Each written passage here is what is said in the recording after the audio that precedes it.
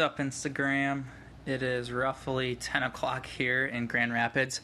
I want to come live to you real quick. Just get done with a late night workout. I've been studying boards, so it was really nice to kind of just let some stress out and get refocused so I can pass these boards and go serve my future community.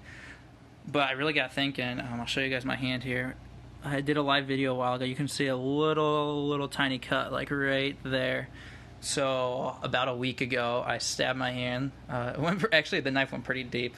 I tried to stab the avocado seed with the point of the knife, and I missed the seed, obviously, and went right into my hand.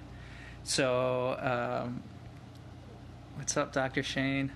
Anyways, I went right through the avocado, right into my hand. So this is a week after. And what's fascinating to me is how many of us have seen, like we've cut ourselves or we've seen someone that's gotten cut. Probably a ton of us. And what's crazy is, like, we know our body's capable of healing that. Like, if I went and cut someone who was dead or a piece of steak, like, it wouldn't heal because it doesn't have innate intelligence and inborn intelligence that keeps that organism alive and functioning. And what got me super excited is, let's see if I can show you guys this book here real quick and keep my spot. But Fame and Fortune, it's a little dusty, you can see, by B.J. Palmer. And what's super fascinating is I think that a lot of people just truly don't understand how well their body is, like, capable of functioning. For example, that cut, it, like, killed my body. But we also, like, if I had a limited amount of red blood cells, I'd be kind of screwed. But also I have white blood cells that were fighting infection or making sure I wasn't getting infected. And that all happened without me thinking about it, which is super fascinating. And I think that we actually lose, focus on how incredible our body was designed. And no one out there was meant to live through suffering or dysfunctions.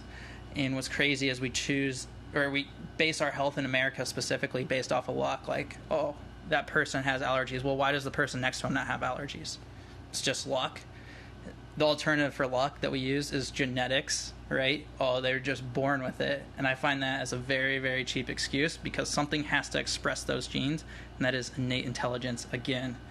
But I want to read this passage, or not this passage, holy cow, I don't sound like a pastor here, but I want to read this little clip from Fame and Fortune here.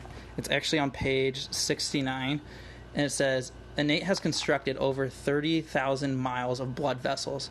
1 pound of your body fat supplies enough energy to lay 17,731 bricks, shovel 114,000 pounds of sand, or run 43 miles. Which is one reason it is difficult to defeat innate by reducing fat by exercise. Like, holy cow. Like, isn't that amazing? Like, I couldn't even imagine running 43 miles. But yet 1 pound of fat provides enough energy to do that. Listen to this. In the process of breathing while you sleep, innate raises bedclothes about 1,000 times an hour. Thus, if the blankets weigh about 5 pounds, for an 8-hour sleep, innate actually lifts 20 tons. Like, that's wild. Like, your heart does enough work to lift a 150-pound man to the top of a 3-story building. Like, when you put it in perspective, like, your body truly is incredible, and we give it such little, like, recognition. And it blows my mind, like, reading stuff like this. It's like, oh my gosh, like, I wonder how many people don't stop to think about how amazing their body is and think that, something from the outside is what health is, right? Like a medication, like it blows my mind.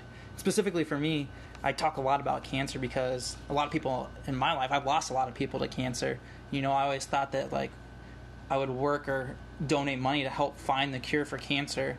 And I believe that God actually put me in a spot to be the answer to that. Like, the correct way in my world, in the real world, to spell cure is prevention.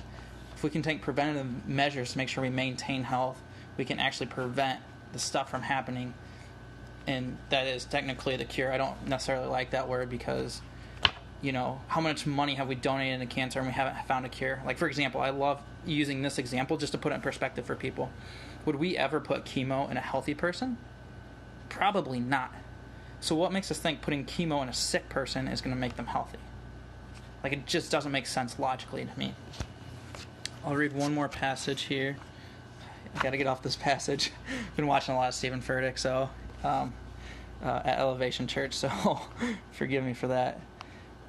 But every 24 hours, your heart beats 103,689 times. Your blood travels 168 million miles. Your lungs breathe 23,240 times. Your body turns in sleep. Your body turns in sleep 25 to 35 times. So you roll over 25 to 35 times. You eat 3.5 pounds of food. Some speak 4,800 words. Your educated exercises 7 million brain cells. So that's just your educated. So that's me doing this right now. I'm in control of what I'm doing right now. So the voluntary actions, the involuntary, is stuff that we don't think about, that innate intelligence, that autonomic nervous system.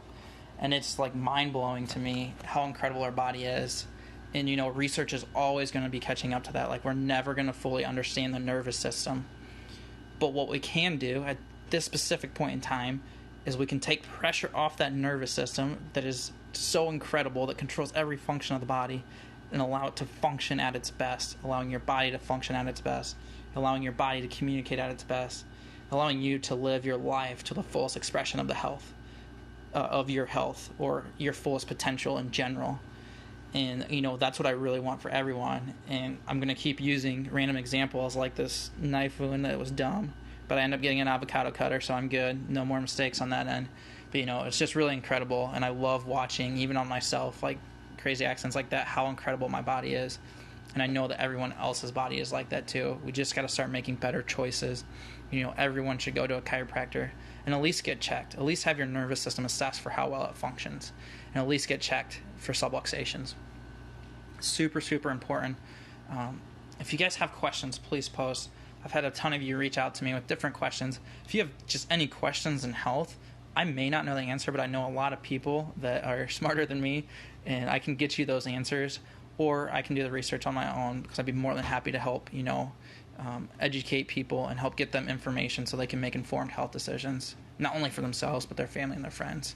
Because at the end of the day, I believe that everyone makes a health choice so that they can feel their best and function their best, so they can do the things they love most with the people they love most in life.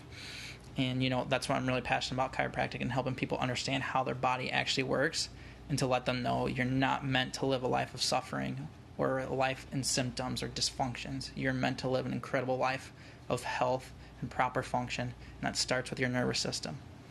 Thank you all. Have a great evening. I know I'll probably, this will be on here for 24 hours, so if you guys have comments or questions, reach out to me. Be more than happy to answer that. Have a great Saturday night and a great Sunday. I'll see you all soon.